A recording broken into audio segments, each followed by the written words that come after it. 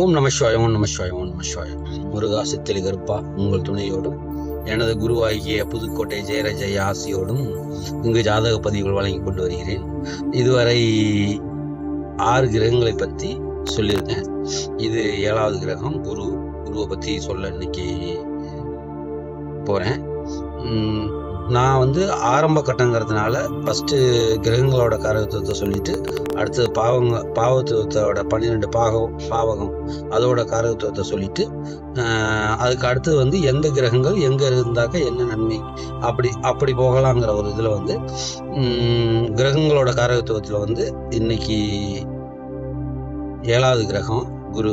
இதுக்கப்புறம் 8, 9 2 நிழல் கிரகங்கள் இருக்கு. 9 கிரகங்கள்ல 2 நிழல் கிரகங்கள். அதுக்கு அடுத்து சொல்லுவேன். இது ஒரு குருவை பத்தி சொல்லணும்னா குழந்தைக்காரகர். அவர் ஞானம், கல்வி, அறிவு, ஆன்மீகம், மதம் இதுக்கெல்லாம் அவர் தான் காரகர். குருன்னா வழிகாட்டி, அது நமக்கு தெரியும்.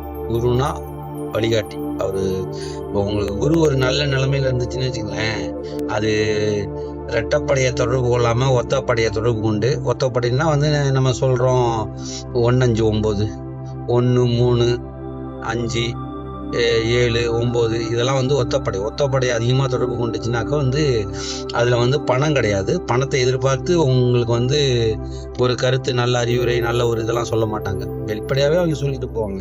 அதுதான் குரு இருக்கிற. இதே ரெட்டப்படைய குரு தொடர்பு கொண்டு இது இருந்தாங்கன்னாக்க அவங்க காசுக்காக அறிவுரை சொல்லுவாங்க. உங்களுக்கு தெரியும் இப்போ நம்மளாம் அறிவுரை எப்படி சொல்லிக்கிட்டு இருக்கோங்கிறது. அந்த மாதிரி அது இதுக்கெல்லாம் காரகர் குரு. வேதம், ஆன்மீகம், வேதங்கள் வேதங்கள்னா நம்ம பைபிளை ரொம்ப படிக்கிறதும் வேதங்கள் தான். அடுத்து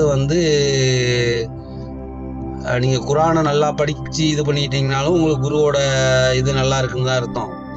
அந்த மாதிரி தமிழ் ரிக்வேதம் அது இதுன்னு வேதங்கள் இருக்கு. இதை படிச்சீங்கனாலும் உங்களுக்கு குருவோட ஆசீர்வாதம் இருக்குன்னு தான் அர்த்தம். அதனால வேதங்கள், மதம், இப்ப நீங்க எந்த மதத்துல இருக்கீங்களோ அதுல ஒரு வீரியமா இருப்பீங்க. அதுல வீரியமா இருப்பீங்க.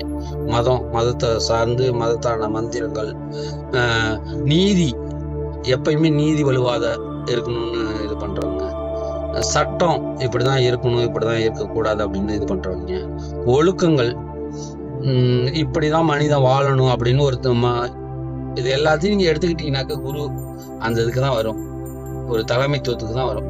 அந்த தலைமைத்துவத்தை தாங்கக்கூடிய குரு குரு. அவரு குழந்தைக்காரகர். அவர் அவர் 9ல இருந்தாருன்னா லக்னத்தையும் பார்ப்பாரு, 5ஆம் வீட்டையும் பார்ப்பாரு. அது ரொம்ப ரொம்ப நல்லது. குழந்தைக்கான ஒரு தடைகள் அங்க இருக்காது. ஏன்னா 5ஆம் வீட்டை குரு பார்த்தாருன்னா வக்ர குருவா இருந்தா பெண் குழந்தைகளா கொடுப்பாரு. வக்ர குரு இல்லைனாக்க பெண் குழந்தைகள், ஆண் குழந்தைகள் கொடுப்பாரு. கலப்பாதான் வரும். ஆனா வக்ரத்துல இருந்தாருனாக்க கொஞ்சம் சோதிச்சு பார்ப்பாரு. பெண் குழந்தைய கொடுத்து கொஞ்சம் சோதிப்பாரு. எல்லாமே வாரிசு தான். நமக்கு வாரிசுன்னு ஒண்ணுதான் போதும். அந்த மாதிரி குரு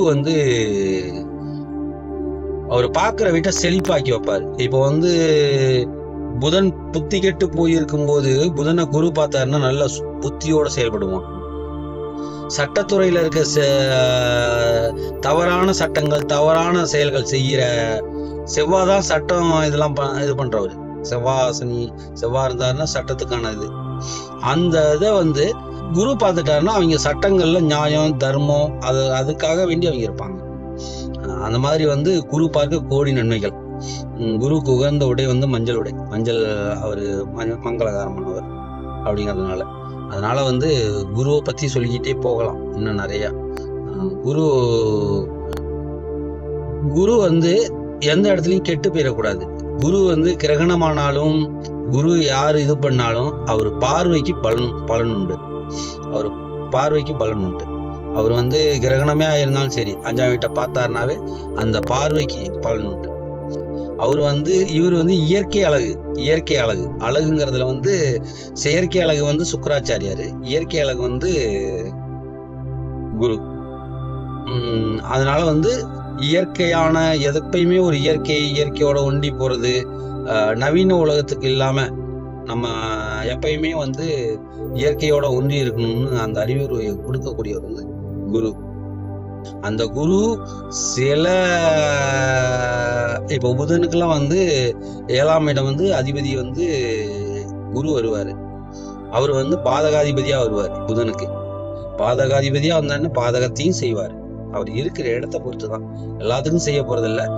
எல்லா கிரகங்களும் எல்லா கிரகத்துக்கும் பாதகமும் செய்யாது, ஒன்றியும் இருக்காது. ஒவ்வொரு அந்த அணியை பொறுத்த அளவு தான் இருக்கு. அதுல அணியை வந்து 2 அணியா பிரிச்சு வச்சிருப்பாங்க. அந்த 2 அணியை பொறுத்து தான் இருக்கு. இவங்களுக்குள்ள இவங்க நல்லது பண்ணிக்குவாங்க, அவங்களுக்குள்ள அவங்க நல்லது பண்ணிக்குவாங்க. இப்ப 2 நாடுகள்னு வச்சுங்களேன், 2 நாடு ஒரு அந்த நாட்டுக்குள்ள உள்ள மாநிலங்களுக்கு நல்லது பண்ணிக்கும், ஆனா அடுத்த நாடு அடிக்க பார்க்கும் அப்படிங்கிற மாதிரி கூட வச்சுங்களேன். எனக்கு சப்ஸ்கிரைப் பண்ணுங்க, எனக்கு ஊக்குவிப்பு கொடுங்க, எனக்கு கமெண்ட் பண்ணுங்க. கமெண்ட் பண்ணி என்ன பேசணும், என்ன அதை பத்தி பேச உங்களுக்கு பிடிக்குதுன்னு சொல்லுங்க. நான் கண்டிப்பா அதை பத்தி பேசுவேன். இன்னும் ஜாதகங்கள் வந்து நிறைய ஜாதக அறிவு வந்து நிறைய உங்களுக்கு வருங்காலங்கள்ல வந்து கொடுப்பேன். இதெல்லாம் சனசனமா முடிச்சுட்டு வந்து கொடுப்பேன் கண்டிப்பா. குரு வணக்கம்.